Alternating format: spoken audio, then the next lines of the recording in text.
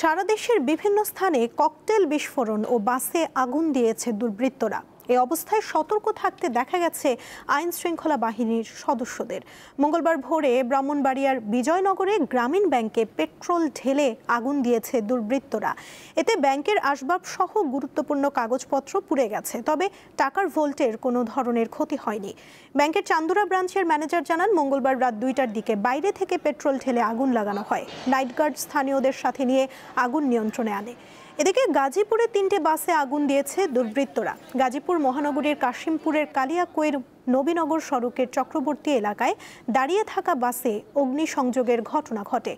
পরে ভোর 4টার দিকে ভোগড়া বাইপাস পেয়ারা বাগান এলাকায় ভিআইপি পরিবহন এবং শ্রীপুরে বেড়াইদের চালা এলাকায় ভোর 5টার দিকে দাঁড়িয়ে থাকা এক বাসে আগুন দিয়ে পালিয়ে যায় দুর্বৃত্তরা।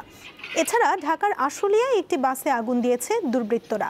ভোর রাতে সরকার মার্কেট এলাকার নারী ও শিশু হাসপাতালের সামনে দাঁড়িয়ে থাকা একটি বাসে আগুন দেওয়া হয়। পরে ফায়ার সার্ভিস এসে আগুন নিয়ন্ত্রণে আনে।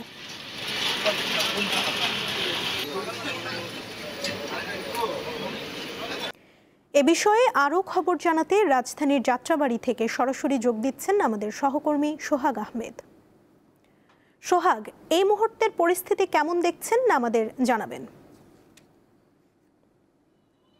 আপনি যেমনটি বলছিলেন, আসলে আগামীকাল কিন্তু 13ই নভেম্বর এবং পূর্ব ঘোষিত অনুযায়ী আওয়ামী লীগ কিন্তু কালকে সারা দেশে রাজধানীতে লকডাউনের ঘোষণা দিয়েছে। এরই ধারাবাহিকতায় কিন্তু সরকার কঠোর অবস্থান এবং কঠোর নির্দেশনা দিয়েছে এবং সরকারের এই নির্দেশনা মানতে আইন শৃঙ্খলা বাহিনী কিন্তু কঠোর অবস্থানে রয়েছে। আপনি জানেন যাত্রাবাড়ি খুবই একটি গুরুত্বপূর্ণ এলাকা। এখানে এই জায়গাটা দিয়ে কিন্তু ঢাকা প্রবেশের একটি যাতায়াত করে সাধারণত মানুষ, বিশেষ করে দক্ষিণবঙ্গ থেকে এই এলাকায় কিন্তু ঢোকার মূল রাস্তা কিন্তু এই যাত্রাবাড়ি। আপনি জানেন যে গত ছাত্র আন্দোলনে এই যাত্রাবাড়ি ভূমিকা কিন্তু খুব চরমভাবে ছিল।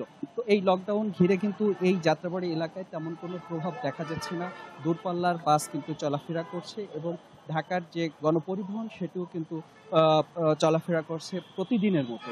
তবে এখানের মানুষের ভিতরে তেমন কোনো আতঙ্ক নেই, সবাই স্বচ্ছন্দভাবে কিন্তু চলাফেরা করছে। আপনি দেখেন যে আমার পিছনে দেখা যাচ্ছে যে আসলে এই যাত্রাবাড়িটা যেমন প্রতিদিন যেভাবে যানজটের সৃষ্টি হয়, আজ কিন্তু তেমনই যানজট হচ্ছে। এদিকে ফ্লাইওভার দিয়েও কিন্তু পর্যাপ্ত পরিমাণে যানবাহন কিন্তু চলাফেরা করছে।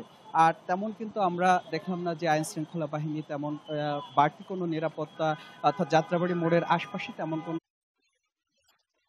দেখা যাচ্ছে না। তবে থানা যে যাত্রাবাড়ি থানাটা, সেই থানাটায় পর্যাপ্ত আইন শৃঙ্খলা বাহিনী মজুত রয়েছে। তারা হয়তো নির্দেশনা অনুযায়ী সময় মতো তারা হয়তো এই রাস্তার বিভিন্ন জায়গায় থাকবে। তবে রাজধানীর আশপাশে যে সমস্ত গুরুত্বপূর্ণ স্থান রয়েছে সে সমস্ত জায়গায় কিন্তু আমরা দেখেছি যে অতিরিক্ত পুলিশ মোতায়েন করা হয়েছে। এদিকে আওয়ামী লীগ যাতে কোনো নাশকতা ঘটনা ঘটাতে না পারে সেজন্য 13 প্লাটুন বিজিবি কিন্তু রাজধানীতে মোতায়েন করা হয়েছে। আপনি জানেন যে গতকালকে রাজধানীর রায়েরবাগ এবং ড্যামরা রোডে 2টি গাড়িতে আগুনের ঘটনা ঘটেছে। এছাড়া গতকাল গ্যান্ডারিয়াতেও কিন্তু এরকমের আগুনের ঘটনা ঘটেছে। অর্থাৎ আইন শৃঙ্খলা বাহিনী তরফ থেকে বলা হয়েছে যে পর্যাপ্ত পরিমাণে তারা দুর্বৃত্তের ঘটনা ঘটাতে না পারে সে বিষয়ে তারা সজাগ থাকবে।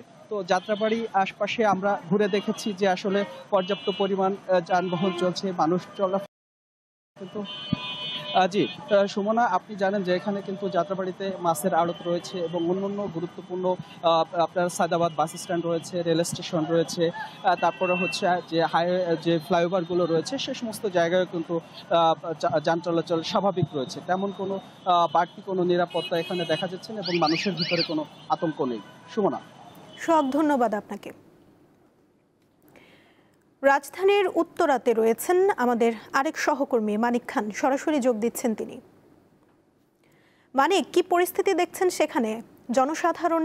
জনসাধারণ কি বলছেন, আমাদের বিস্তারিত জানাবেন।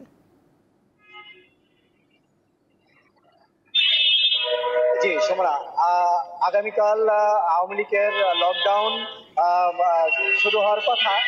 সেক্ষেত্রে এখানে যেমন যান চলাচল স্বাভাবিক আছে। আমি আছি এখন আব্দুল্লাহপুর, উত্তরার আব্দুল্লাহপুরে। এখানে যান চলাচল আজকে সকাল থেকে স্বাভাবিক আছে এবং আমি যে দেখাতে চাচ্ছি যেটা হলো দেখেন যান চলাচল স্বাভাবিক, গাড়ি স্মুথ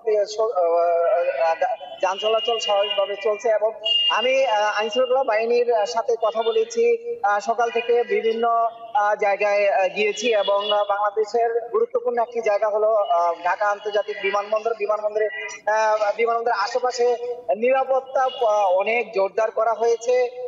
যেখানেই যেখানেই সমস্যা দেখা যাচ্ছে সেখানে পুলিশ যে ওইটা পরিস্থিতি নিয়ন্ত্রণ করছে।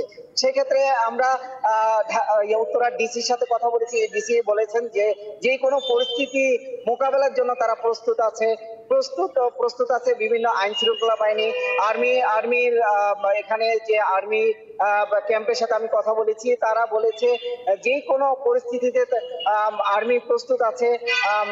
যে কোনো সমস্যা হলে সাথে সাথে তারা ওখানে ছুটে যাবে। আমরা জনগণের সাথে বিভিন্ন লোকদের সাথে কথা বলে জানতে পেরেছি, যেটা হলো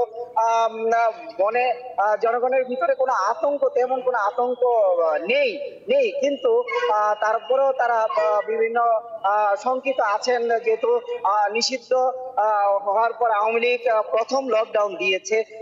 আমরা এখানে যেখানে আছি এখান থেকে ঢাকা বিভিন্ন অঞ্চলের গাড়িগুলো চলাচল করে, কিন্তু সকাল থেকে আমি এখানে আছি, সকাল থেকে দেখেছি যেটা হলো তারা নির্বিচ্ছিন্ন ভাবে তারা গাড়িগুলো যাচ্ছে বিভিন্ন জেলাতে।